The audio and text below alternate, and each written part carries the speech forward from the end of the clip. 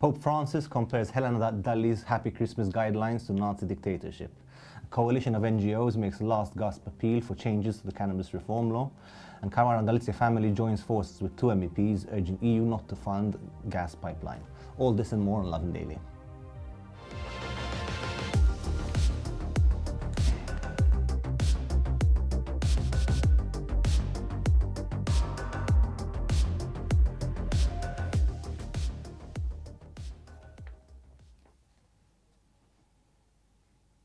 Good evening, Malta and Gozo, and welcome to another episode of Lovin Daily. My name is Yannick. With me is Matt Baldacchino, and we've got a full show for you today.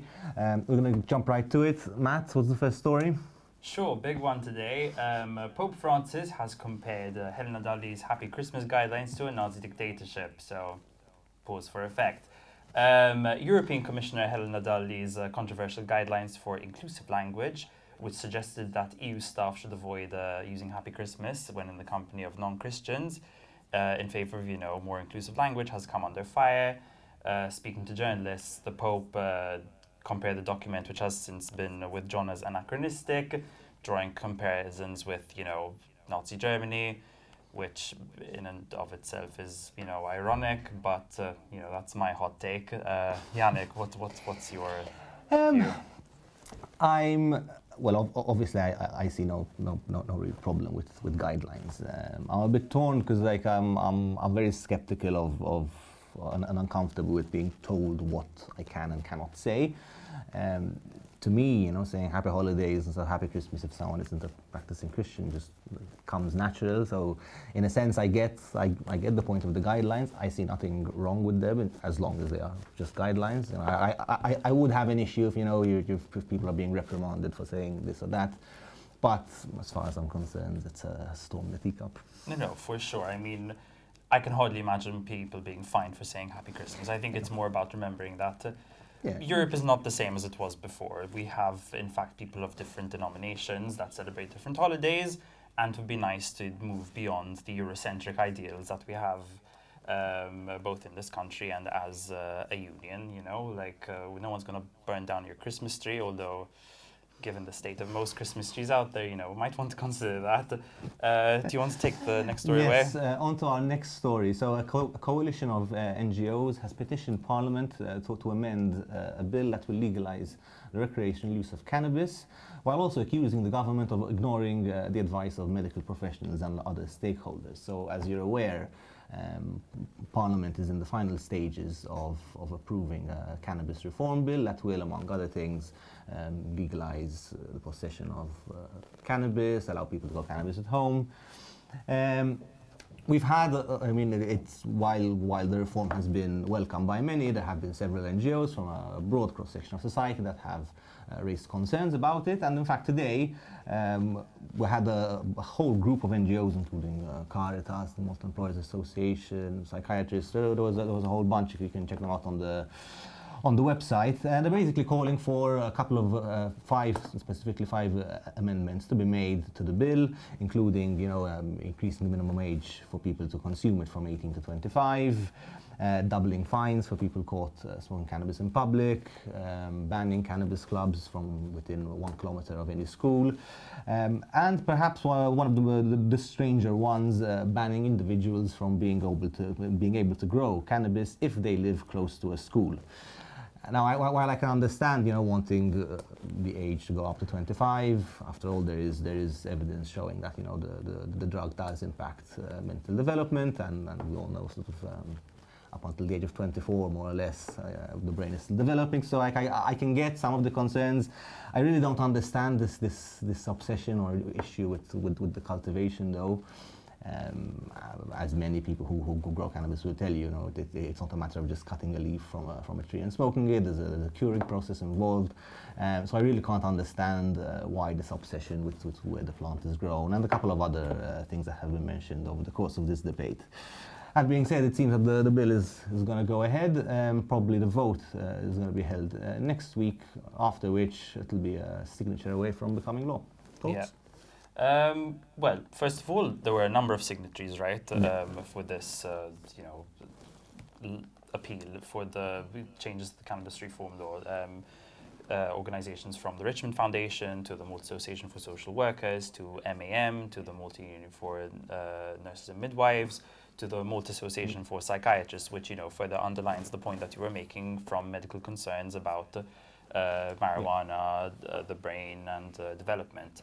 There was one thing which bugged me a little bit about the appeal, which is their focus on educational campaigns. Specifically, they wrote, government campaigns on drug use should focus exclusively on preventing measures explaining the risk of cannabis use, which, is tantamount to the war on drugs, which we've seen in other countries does not work.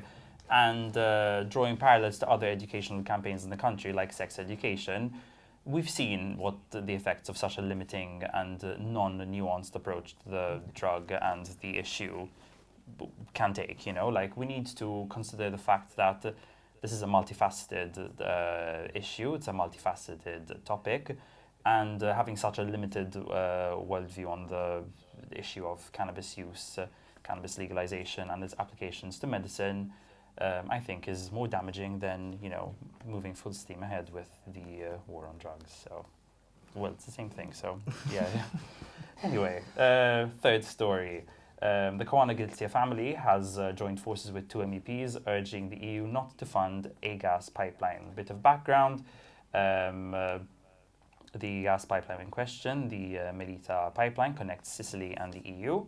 Daphne Caruana-Galicia's family has teamed up with Austrian MEP Claudia Gamon and French MEP Marie Toussaint, writing a letter to Slovenian Prime Minister Janez Janša, currently sitting on the EU's rotating presidency. They're asking for a removal of a derogation that allows the EU to fund the pipeline over concerns that the beneficiary of the funds are implicated in the murder of Daphne Caruana-Galizia herself. These include Keith Kembry, Karnal Mitzi, and Jorgen Fenech. In the letter, they write, "We are calling on you to stop the flow of public funds to the owners of a corrupt project, including one charged with murder, by removing the derogation, allowing the Melita gas pipeline to be funded by the EU. Until it does so, every time Daphne's mother turns on a light in Malta, she is funding the person accused of her own daughter's murder. We call on you to do the right thing. Do not reward murder. Do not reward corruption." Yeah, so as we all know, Electrogas is the company that runs the gas-fired power station. Plans for a pipeline have been there from the start. To be honest, I agree that if this contract is corrupt and if it is, as we believe, the cause of the assassination, then I agree that public funds should not be directed towards it. That being said, I'm not against a gas pipeline. So I just, if it were up to me, the government would take on the power station itself, operate it itself, and that way we can have our pipeline without rewarding any potential criminals. Yeah. On to our next story. An unidentified man was close to sustaining serious injuries, if not losing his life, in an accident this afternoon in Slima, which basically saw a lifter, for some reason, slide down a Slima hill, crashing into another lifter and a couple of cars that were in the road. Spokesperson for the police confirmed to Lovin Malta that the incident had taken place, and the spokesperson said that no injuries were reported. That being said, footage sent to Lovin Malta shows, this lifter sliding down and crashing into. Oh my God! I told you they were moving. You can see workers, rushing to Is the there a back of person this there? truck. There's a person and underneath. helping No. Their colleagues. It isn't clear whether he was hit, to what extent he was hit, but you can definitely see the guy walking up, quite disoriented. He sits on the ground, eventually gets back up, still holding his head. Unfortunately, it's the type of video we see a lot of. Here in Malta, it seems like every day we get sent a video either of someone working on a construction site, and it begs the question, like, is it not possible for us to do any work without endangering the lives of workers and the general public? We keep saying hopefully this will lead to some changes, but somehow I don't think that's going to be the case. What do you think? Well, first of all, if this man was injured, we hope he gets well soon. This is still a developing story, so if we get any updates, we will be letting you know. So just check out our website for the latest on the story. Remember, everyone out there, if you have any concerns about construction, about planning, or the environment in general that you want to relate to us, we do have a campaign going on right now, the Planning Web. You can report any infractions to health and safety, such as this, on Lovin Malta's subsite, which is pro.lovinmalta.com/planning-web. Final story of the day. The ball is in the Planning Authority's court as the Cultural Heritage Watchdog decides that Baluta's Vincenti building merits protection. The Superintendents for Cultural Heritage, to give you some background on the story, decided Palazzina Vincenti in Baluta Bay is deserving of protection and inclusion on the list of scheduled buildings. It is one of the most iconic representations of modernist architecture in the islands, and also is one of the first notable examples of a modernist interpretation of the Maltese balcony. It's currently under threat of demolition, specifically for the construction of a 14-story hotel, which is, a look right now. Planning Authority now needs to decide whether to accept the superintendent's recommendations or not based on protection.